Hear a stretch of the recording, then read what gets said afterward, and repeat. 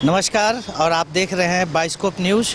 और बिहार में जिस तरह से राजनीतिक घमासान चल रहा है, राजनीतिक विश्लेषणों का दौर चल रहा है, कवायद चल रही है, मुख्यमंत्री के नामों की तलाश हो रही है और किस तरह से जिस तरह से मुख्यमंत्री नीतीश कुमार दिल्ली जा रहे हैं, तमाम बातों पर चर्चा करने के लिए पुराने कदावर नेता भारतीय जनता पार्टी के श्री यदुनाथ पांडे जी हैं हमारे साथ। उनसे जानेंगे कि बिहार में जिस तरह से राजनीतिक परिदृश्य बदला है, इसको लेकर राजनीतिक पंडितों में तरह तरह के बयान आ रहे हैं। कोई इसको अच्छा बता रहा है, कोई भाजपा का जबरदस्ती का प्लान बता रहा है कि उनको जबरदस्ती भेज दिया गया।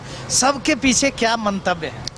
देखिए, सबसे पहले तो मैं अपने राष्ट्रीय अध्यक्ष नितिन नवीन जी को और यशस्वी मुख्यमंत्री नीतीश जी को मैं बहुत बहुत बधाई देना चाहता हूं। दोनों अपर हाउस में जा रहे हैं, इनका लाभ मिलेगा। जबरदस्ती कुछ नहीं है। राजनीति परिवर्तन जिससे कि परिवर्तनशील होता है और समय के अनुसार आदमी को परिवर्तन होना पड़ता है। प्रकृति का नियम है परिवर्तन। और हमारे अनुसार 20 वर्षों से जो 2005 से रेगुलर नीतीश जी मुख्यमंत्री रहे, बिहार में सुशासन दिए, सुशासन का महिलाओं को अधिकार दिए हैं। जितना आज रोड लीजिए, हाईवे लीजिए, सब काम जितना अच्छा नीतीश जी ने काम किया है, पिछले कोई मुख्यमंत्री ने उतना काम नहीं किया था। एनडीए के है तो एनडीए में जो कॉमन मिनिमम जो प्रोग्राम होता है, जो आपसी सहमति से जो बात होता है, जैसे उन्होंने खुद कहा, मेरी इच्छा है मैं अपर हाउस में जाऊं, मेरी इच्छा है केंद्र की राजनीति करूं। तो पहले भी रेल मंत्री रहे हैं, कृषि मंत्री रहे हैं। मैं जब सांसद था तो कृषि मंत्री थे, कृषि क्षेत्र में उन्होंने अच्छा काम किया है। इसमें आपसी सहमति से हुआ। उन्होंने कहा कि नहीं, भारतीय जनता, जैसे उनका कम सीट भी आया था तो मुख्यमंत्री तो नीतीश को हमने बनाया था, हम तो नहीं बने थे, हमारे लोग तो नहीं बने थे। आप कह रहे हैं कि ये सहजता से हो रहा है, प्रक्रिया से हो रहा है, लेकिन सरयू राय जी ने जैसे कहा कि ये जो हो रहा है जिस तरह से, वो पच नहीं रहा है। तो इसके पीछे कुछ राजनीतिक, हम तो देखिए, सब व्यक्ति का अलग अलग एंगल होता है। ये आपसी सहमति से ही ये निर्णय हुआ है कि नीतीश जी अपर हाउस में जाएंगे, केंद्र में मंत्री अब नहीं बताऊंगा मैं क्या बनेंगे, लेकिन मुझे मालूम है क्या बनने वाले हैं। उनके अनुसार सम्मान सहित उनको पद मिलने जा रहा है। उनकी विदाई है सम्मान से? नहीं, विदाई नहीं। देखिए, राजनीति में कभी किसी की विदाई नहीं होती, याद रखिएगा।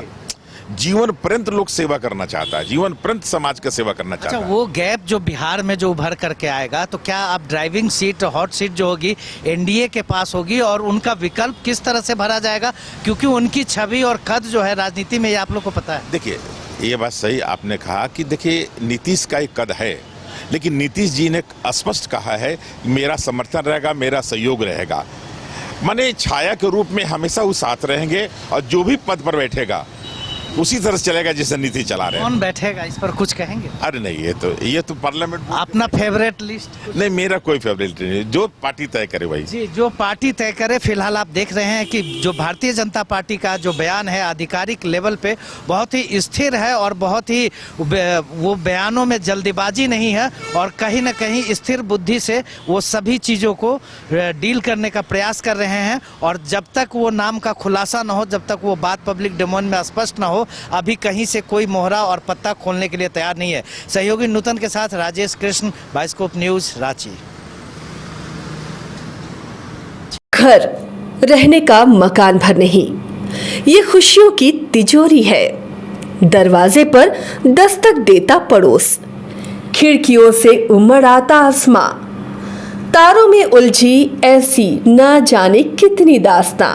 कहती हैं चले डायमंड सिटी, एक सफर हम सफर के साथ अपने घर तक।